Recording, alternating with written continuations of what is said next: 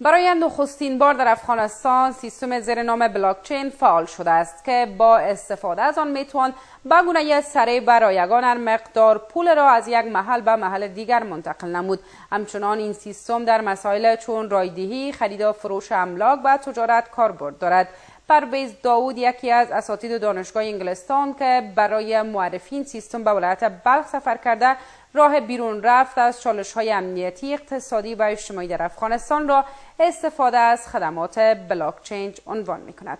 همکارم بشیر عطایی گزارش دارد در این مورد. تکنولوژی بلاکچین برای نخستین بار در افغانستان.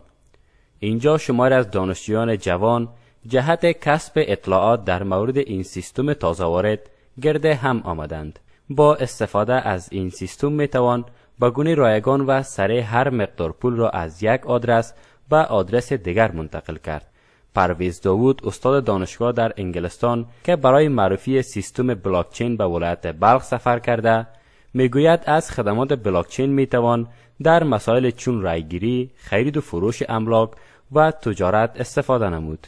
اگر ما بتانیم که پیشگامی بکنیم و ما میتونیم جایگاه افغانستان به سطح جهان بلند ببریم، از تکنولوژی یکی از کسایی که در آغازین مراحل از این برنامه هستند افغانستان باشه که مردم